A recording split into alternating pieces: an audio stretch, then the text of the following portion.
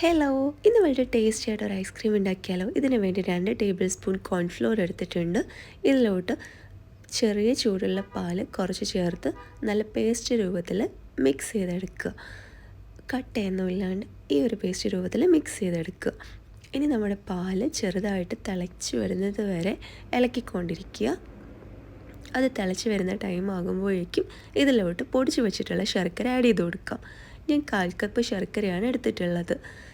നന്നായിട്ട് ശർക്കര പാലിൽ മിക്സ് ചെയ്ത് കൊടുക്കുക. ശർക്കര ആയതുകൊണ്ട് തന്നെ അതൊന്ന് മിക്സായിട്ട് വരാൻ കുറച്ച് ടൈം എടുക്കും.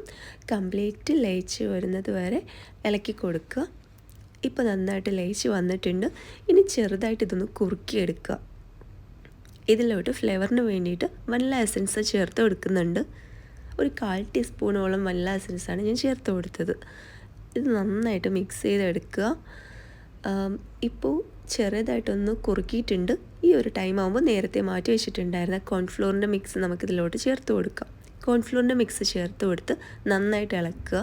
അത് ചെറുതായിട്ട് ഒരു കട്ടി രൂപത്തിൽ വരും. അതുവരെ ഇളക്കി കൊടുക്കുക. ഈ ഒരു കൺസിസ്റ്റൻസി എത്തുമ്പോഴേക്കും നമുക്ക് നമ്മുടെ സ്റ്റൗ ഓഫ് ചെയ്ത് കൊടുക്കാവുന്നതാണ്. ഞാനിപ്പോൾ തീ ഓഫ് ചെയ്ത് കൊടുത്തിട്ടുണ്ട്. എന്നിട്ട് ഇളക്കി കൊടുക്കുന്നുണ്ട്. ഇല്ലെങ്കിൽ അത് കട്ട പിടിക്കാനുള്ള ചാൻസ് ഉണ്ട്. ഇനി നമുക്ക് ഇത് ചൂടാറാൻ വേണ്ടി കുറച്ച് നേരം വയ്ക്കാം. അതിനുശേഷം റെഫ്രിജറേറ്ററിൽ വയ്ക്കാൻ വേണ്ടിയിട്ടുള്ള പാത്രത്തിലോട്ട് ഇത് അരിച്ചൊഴിച്ച് കൊടുക്കാം. അരിച്ചൊഴിച്ചില്ലെങ്കിലും കുഴപ്പമില്ല. കട്ടയൊക്കെ ഒന്ന് മാറ്റിയിട്ട് ഒഴിച്ചു കൊടുക്കുന്നതായിരിക്കും നല്ലത്.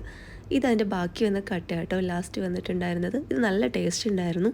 പാലട പായസമൊക്കെ കഴിക്കുന്ന ആ ഒരു ടേസ്റ്റ് ആയിരുന്നു. ഇനി നമുക്കിത് റെഫ്രിജറേറ്ററിൽ ഒരു 6-7 മണിക്കൂർ വെക്കാം. അതിനുശേഷം ഞാൻ തുറന്ന് വെക്കുമ്പോൾ ഇതുപോലെയാണ് ഉണ്ടായിരുന്നത്.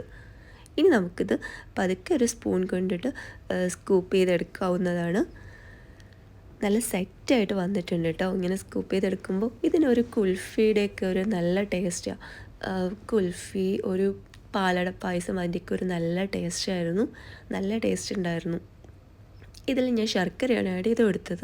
നിങ്ങൾക്കിതിൽ ശർക്കരയ്ക്ക് പകരം പഞ്ചസാരയോ ബ്രൗൺ ഷുഗറോ ഒക്കെ ആഡ് ചെയ്ത് കൊടുക്കാവുന്നതാണ്. എന്തായാലും ശർക്കര ചേർക്കുമ്പോൾ ഒരു പ്രത്യേക ടേസ്റ്റാണ് കേട്ടോ. ശർക്കരയും അതുപോലെ വനില എസൻസിൻ്റെയൊക്കെ ആ ഒരു ടേസ്റ്റ് നല്ല രസമുണ്ടായിരുന്നു. എല്ലാവരും ട്രൈ ചെയ്ത് നോക്കുക. ബൈ.